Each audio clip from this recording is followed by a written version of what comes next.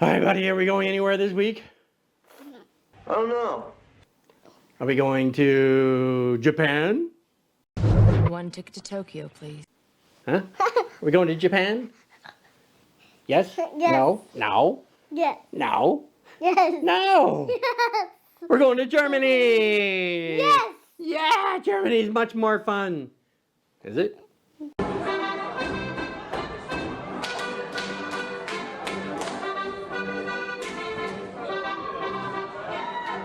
Well, I don't know about that. All right, what are we looking at this week? We're looking at a German classic from Carl Zeiss, Jena. It's a Flektogon. It's a 35 millimeter 2.8 and another version which is a 2.4. Very cool. So, what do you think, mister? Is it any good? Whoop-de-doo! What does it all mean? Is this any good? Is it? Well, let's find out together. Grab yourself something to eat or drink. Get yourself comfortable. You just ate the most acid I've ever seen anybody eat in my life. And let's get it on. Here I am, Vietnam. Rain is always coming down. This is Camera Talk with Dr. Scott and his little co-host Dylan, who's outside watching some videos. Ça vous excite de vous taper votre secrétaire,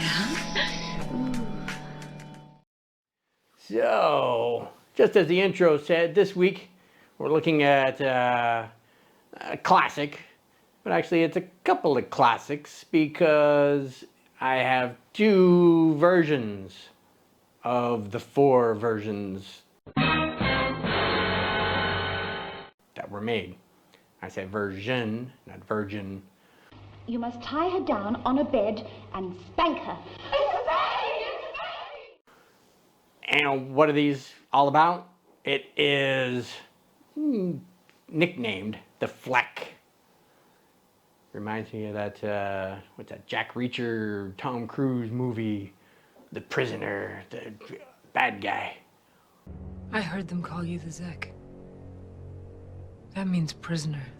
Or maybe he was the Zek. I don't know, Fleck, Zek, who knows. Anyway, the Flektogon. The Flektogon, 35 millimeter. Now again, came in four different versions.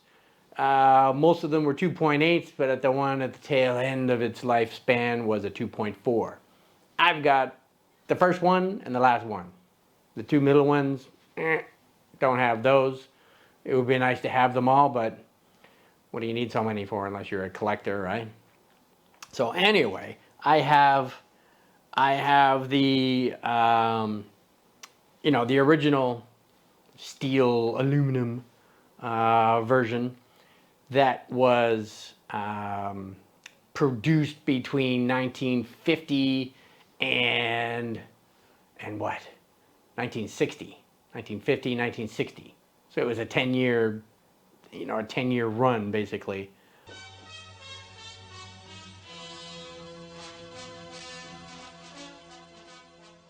And it it started the whole trend going with the Fleck. It was Carl Zeiss's very first retro focus.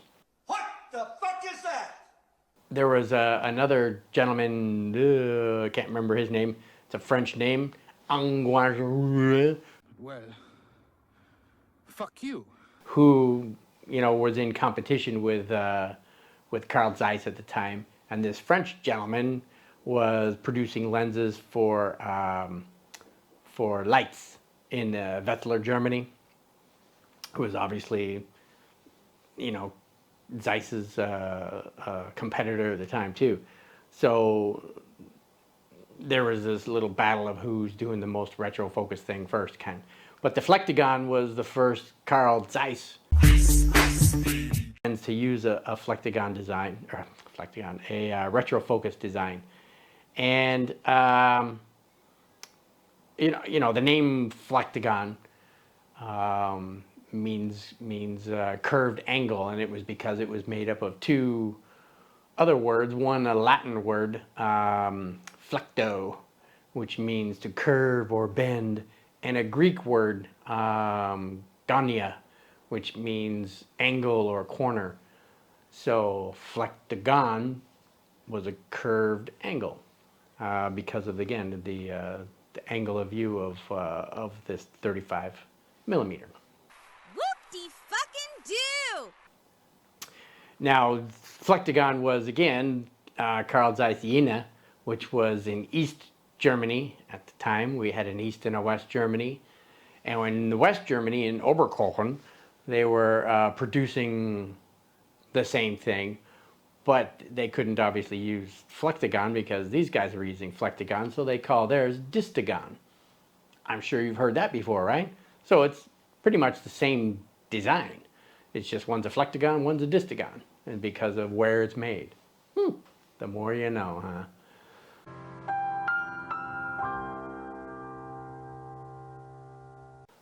So anyway, it was produced, again, from a 2.8 aperture up to f/16. The original very first, so a 1.1 versus 1.2 is the 1.2. The 1.1 had 12 aperture blades, so it had 6 elements in 5 groups with 12 aperture blades. Now this is the 1.2 version, and it is 9 blades, and they're rounded blades, so that the aperture opening stays rounded through the entire time, leading to round bokeh balls. We like our balls round, right? Say, everybody haven't seen my balls. So anyway, it like I said, it's typical, Carl Zeiss design for the day. Well built. Again, aluminum construction. It's a pretty lens. It just says Germany on it. It doesn't even say East Germany, West Germany. It just says Germany. And again, there were boatloads of these things made. Actually, the Russians even copied it because it was such a well-received lens. I'm sure you've also heard of the Mir, MIR, the 1B 37 millimeter. No. No. It's a copy of this sucker here, all right? And that one is also plentiful out there in the world, and another fairly decent design. Now again, back in the day they had reason to design their lenses in such a way too to create a stop, whether that stop was at 2.8 or f/16, by a pull down ring. So you could preset. It's called What?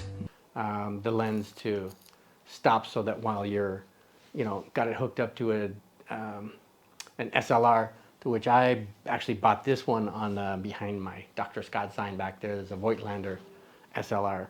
I bought this lens attached to that. Again, there were 2 other versions. Version 2 was from 1961 to 1965, and the difference was that obviously they changed the barrel. They kept the same design going on, but the it had a rubber ring the first time they introduced rubber into their lineup as well. And version 3 went from 1965, 1975, and it's what's known as the Zebra. You've seen those with other Carl Zeiss lenses, right, with the black and white design around the focus ring and whatnot. And then the last model, the version 4, was made between 1975 to 1979. It was the last bit, and it's known as the Electric MC, and it's all black. They said you was hung! And they was right. And it, obviously very different than the original. Aperture blades only 6, so it lost its round bokeh balls. Now they're kind of roundish with kind of hard edges. Nut-shaped bokeh balls, unless you shoot wide open everything. But anyway, those were the versions. Now, obviously, by the time 1975 to 79 rolled around, they had again multi-coating. The original is a single coated, so it's not very flare resistant or anything else. But this one has multi-coating. There's a red MC or a white MC. Some people say there's differences between them. Same, but different. But still same. I don't know what that is. I haven't found any differences in that. But it's electric because of the fact that on the back it has connectors that speak to the English, motherfucker, do you speak it? well, they don't speak language or anything, but they See, now that's some bullshit. just like light metering and that kind of stuff. I don't know. So anyway, but it's electric. That's the electric part of that is it's connected actually to the camera, and information is passed between the lens and the camera body. That's what makes it electric. So anyway, the specs. This is the 2.4, by the way. This is the other one. The other versions were all 2.8. This is a 2.4. 6 elements in 6 groups. So again, it changed, added an extra element in there. Its close focus is 20 centimeters. So you can get pretty close with this thing. 6 blades, as I just mentioned, and 250 grams. So it's light. It's lightweight. You can carry that in your pocket, no big deal. As with other Carl Zeiss lenses, colors or something that they're famous for. Very creamy bokeh for those who like their bokeh creamy like smooth peanut butter.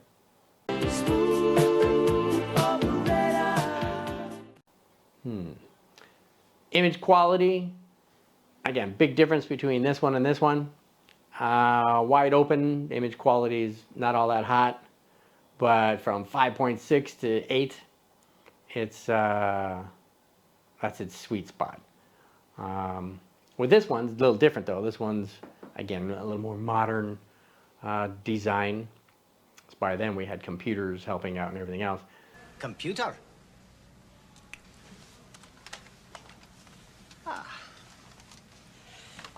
Hello, computer. So the sharpness really picked up by this stage of the game, and wide open, it's fairly sharp. Decent build quality, not the greatest. I mean, the lubricant, again, it's showing its age.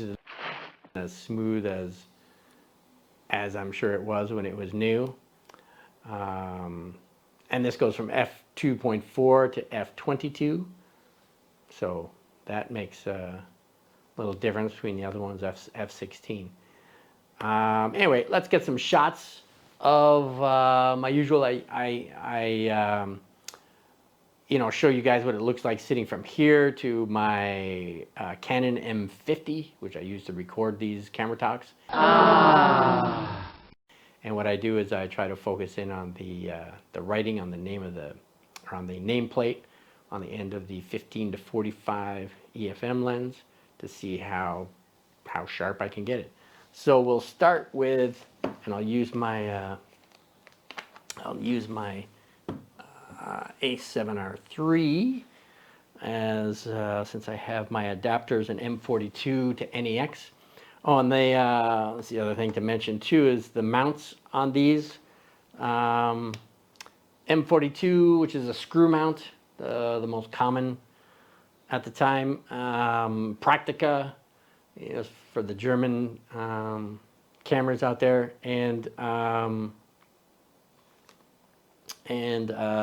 Exacta, the other one. So, and you can hear it grinding away there with its ancient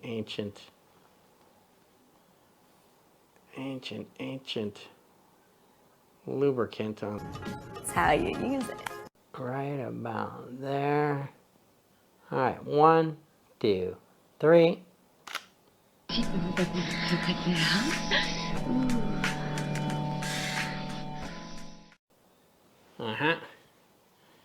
And let's do 5.6 just to show you what the difference is there.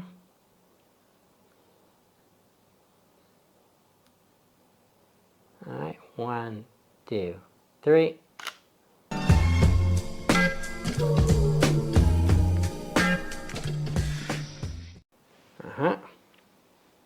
Okay, so that was the 2.8 version, and let me unscrew it since it is a screw mount.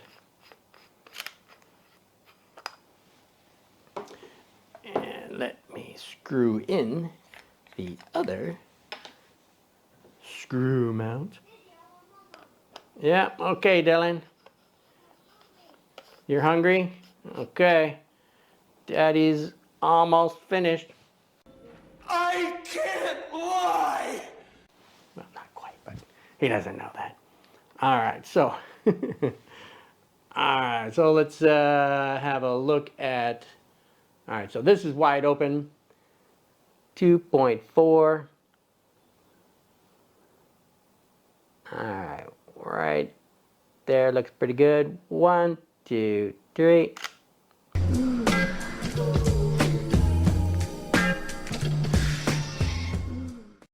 All right, so that was 2.4. Let's do the same thing. We'll do 5.6.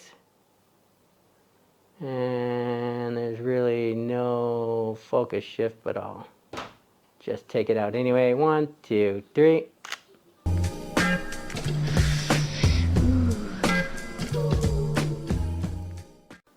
All right. Hey, mister. What are you doing? All right. Come on up here and sit. All right, everybody. Welcome, Dylan, to the camera talk. How's Dylan today?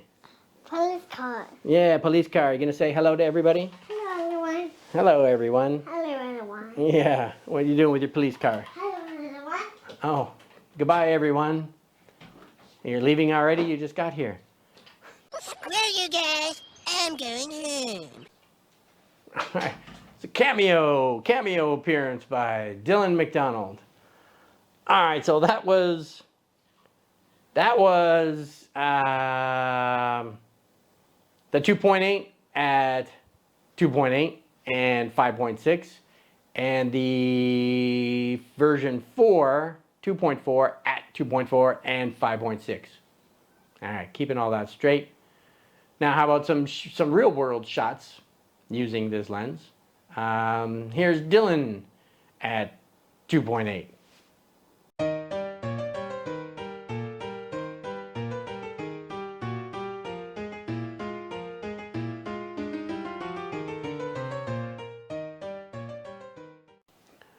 All right. What do you think? Is it showing its age? At least we're not fucking idiots. I think so. It's looking a little foggy in there. Maybe it needs a little CLA. Well, here's the 2.4 at 2.4. Dylan.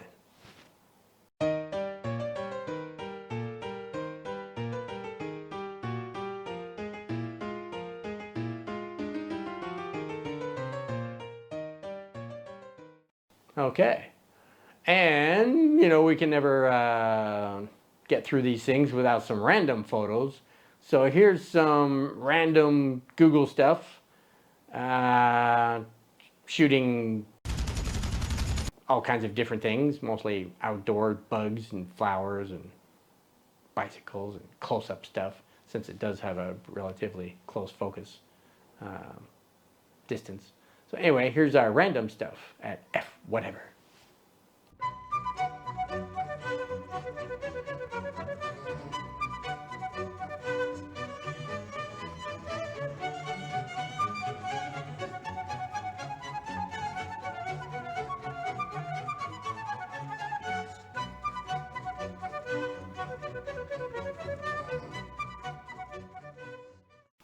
All right, so can we recommend it?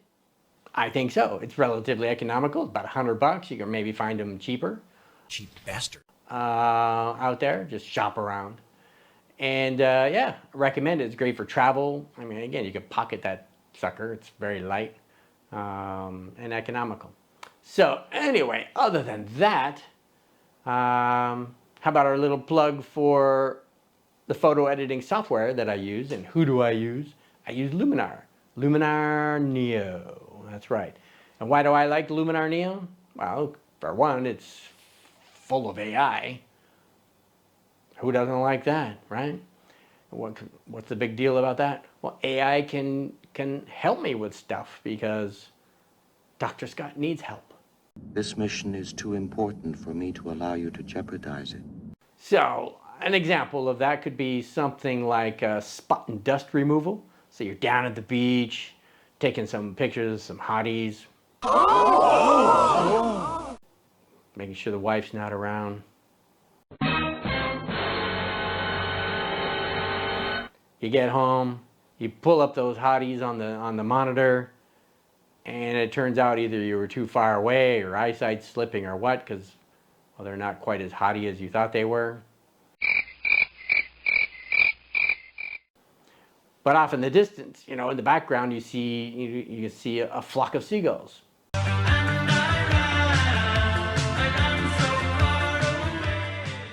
No, I mean the birds. And there's also spots in the sky too. And you think, what the heck are these spots?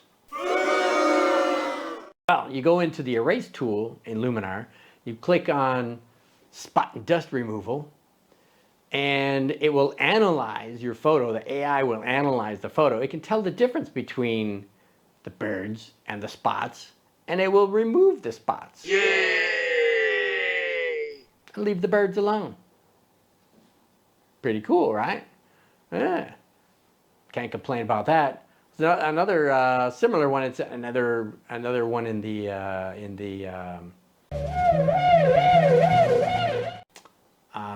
erase tool is called power line removal. Does the same thing. You're out there on the street. You're checking out these cool buildings, and you know you're out there snapping shots, thinking, "Wow, this would look great over my fireplace." Well, our brains tend to correct things when we see it. So even though we think we got a good shot of the building, we get home, we look on the monitor again, and what's this crap? That's right. Power lines everywhere. What the hell? How did I not see those? Oh, wow. Luminar to the rescue. That's right. Click on power line removal, and it will analyze your photo and remove those power lines for you. Hey, that's pretty cool, right? Now, it's not perfect. You talking to me? You know, if it was out there in the countryside, you know, it may easily take care of those. But in with the building has straight lines. The power lines are straight lines. It may not capture them all, and you might have to brush them out. Oh, boo-hoo. But it's still better than you having to do it all yourself, right? So it's pretty cool. It has background removal. It has masking AI. It has scene relighting. It has portrait AI. There's a bunch of cool AI stuff. Yes, Dylan. What are you pointing at? Yellow cloud. Yellow clouds. You know what that is, right? that mean rain coming? No. No? What does it mean? What are you doing, Dylan? Oh, well, you're interrupting our power lines. You're interrupting our our camera talk. So, so get yourself a copy of Luminar. You'll stop there about Luminar. Okay. Oh, thank God. Because it's economical. What's your name? They're in, what's that saying? What's the name? What's your name? And what's your name? My. Your name is Mai? No, what's your name? Huh? How about you? What's your name? Serious? What's your name? What's your name, mister? Fuck off. My name is Dylan. Dylan. There you go. Where's this color? Yeah, what is it? What's your favorite color? Yellow. All right, because the sky's yellow, right? It's from the going through the rain clouds. The sun's coming through. Anyway, get yourself a copy of Luminar. Where are they? It's a company called Skylum. Where are they? They're in Ukraine. Everybody knows what's going on in Ukraine right now, okay, right?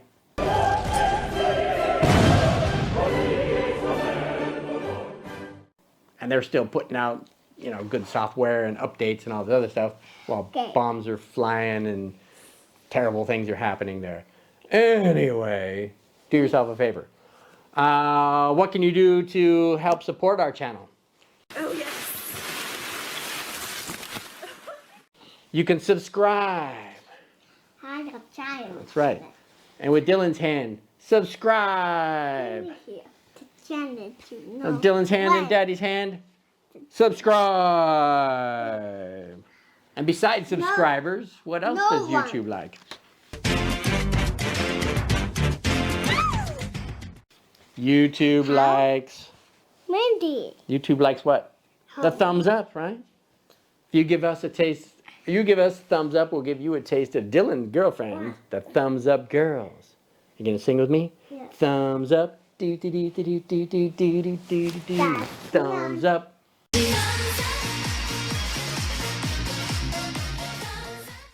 All right, nice try, mister. All right. So besides that, well, who are we? Not good. I'm Dr. Scott. He's Dylan. Here's Johnny. And together we're all Modesty Photography. We're here to talk about tips and tricks about photography, vintage cameras, vintage lenses, vintage Dylans, or vintage daddies. Good. It's not good, that's right. So, you think they should come back next week? Dennis, don't do it. Right. What language is that? What the fuck? Some pirate. Are you making up your own language, mister? Should they come back next week? Should they come back next week? Yes, you should come back next week. And why is that? Because you belong here. And where do you belong? Where do they belong? That's right. This was Camera Talk with Dr. Scott and Dylan. That's right. And Dylan. So, thank you for dropping by. Thank you for listening. Thank you for the thumbs up. Thank you for subscribing. Thank you for dealing with interrupting everything. And thank you for just being you. That's right. So, other than that, remember we do one of these every Friday, and that's Friday, Vietnam time, right? Good morning, Vietnam! Whoa, don't fall down. Vietnam time, so that could be the day before you, the day after you, or the same day as you, depending on where you are geographically in the world. Because we all have different times in different parts of the world, isn't it? Different times, that's right. So, other than that, I think it's time to say bye-bye. Are you ready? Bye-bye. Bye-bye. All right, see you next week. Bye-bye. Here I am, Vietnam.